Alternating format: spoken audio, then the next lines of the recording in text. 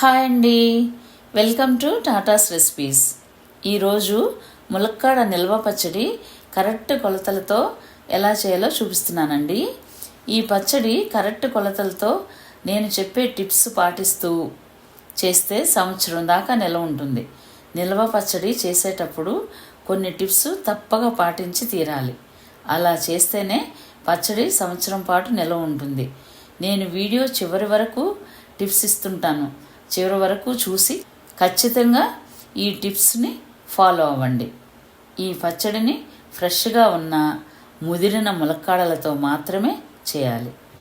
ముందుగా చేతులు శుభ్రంగా కడుక్కొని టవల్తో తుడుచుకొని పొడి చేతులతో మాత్రమే మొదలు పెట్టండి.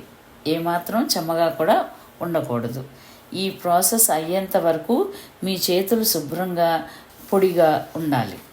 ములక్కాడ పచ్చడికి కావలసిన పదార్థాలు కొలతలతో: ములక్కాడ ముక్కలు 1/2 kg, కారం 125 grams, చింతపండు 150 grams, వెల్లుల్లి రెబ్బలు 50 grams, కళ్ళుప్పు 150 grams, ఆవపిండి 2 tablespoons, మెంతిపిండి 1 teaspoon, ఆయిల్ వేరుశనగ నూనె లేదా నువ్వుల నూనె 500 ml, పసుపు 1 tablespoon.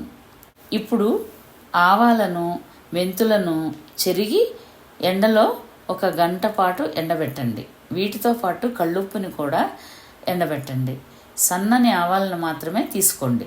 కళ్ళుప్పుని మెత్తగా గ్రైండ్ చేసి పెట్టుకోండి. ఆవాలు మెంతులు చిన్న మిక్సీ జార్లో వేయడానికి సరిపడా క్వాంటిటీని ఎండబెట్టి పౌడర్ చేసిన తర్వాత కొలతల ప్రకారం తీసుకొని మిగిలిన ఆవపిండిని మెంతుపిండిని రిఫ్రిజిరేటర్లో స్టోర్ చేసుకుంటే తర్వాత వాడుకోవచ్చు. నిల్వ పచ్చడికి మనం ఇంట్లో చేసుకున్న కారం, ఆవపిండి, మెంతిపిండి, పసుపు వాడితే పచ్చడి సంవత్సరం దాకా నిల్వ ఉంటుంది. రుచి కూడా బాగుంటుంది. అలాగే వేరుశనగ నూనె లేక నువ్వుల నూనె మాత్రమే పచ్చడికి వాడాలి. ఇది కూడా ఆర్గానిక్ ఆయిల్ లేక గానుగ నూనె వాడితే రుచి బాగుంటుంది, ఆరోగ్యానికి మంచిది. ఇప్పుడు ఒక్కొక్క ములక్కాడని శుభ్రంగా కడిగి నీడలో పరిశుభ్రమైన క్లాత్ మీద ఆరబెట్టండి. ఆరిన ములక్కాడలను పైన పీచు తీయకుండా కట్ చేయండి. ములక్కాడలు పూర్తిగా తడి లేకుండా ఆరాలి, లేకపోతే పచ్చడి నిల్వ ఉండదు.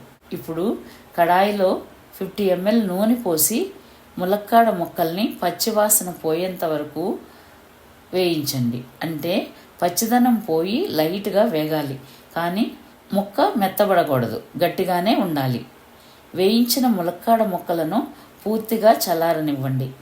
ఈలోపు చింతపండు తీసుకొని గింజల్ని పీచుని తీసేసి 400 ml నీళ్లు పోసి నీళ్ళన్నీ ఎగిరేంత వరకు మీడియం ఫ్లేమ్లో మధ్య మధ్యలో కలుపుతూ ఉడికించండి. చింతపండు ఉడికించేటప్పుడు అడుగంటకుండా జాగ్రత్త పడండి. చింతపండుని కూడా పూర్తిగా చల్లారనివ్వండి. చింతపండు ములక్కాడలు చల్లారేలోగా వెల్లుల్లిపాయ రెబ్బలను తీసుకొని పొడి క్లాత్తో శుభ్రంగా తుడిచి పొట్టు తీసి కచ్చాపచ్చాగా గ్రైండ్ చేసి పెట్టుకోండి. ఆ తర్వాత చింతపండుని కూడా మెత్తగా గ్రైండ్ చేసి పెట్టుకోండి.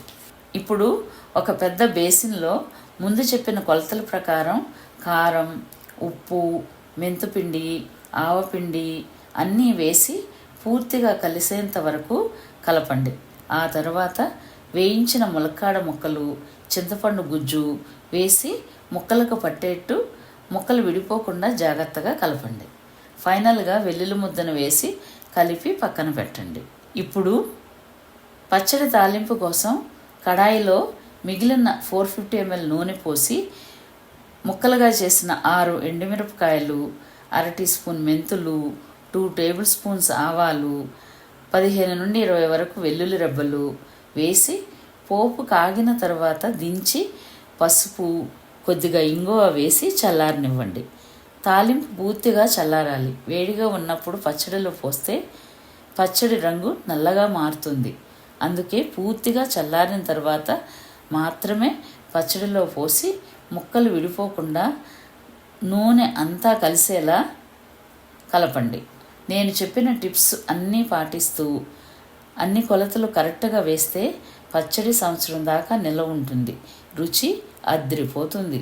ట్రస్ట్ మీ, మీరు తప్పక ట్రై చేసి మీకు ఎలా వచ్చిందో నాతో షేర్ చేయండి. అలాగే మీరు ఫస్ట్ టైం నా ఛానల్ని చూస్తుంటే please subscribe, like, comment and share my videos to your friends and relatives.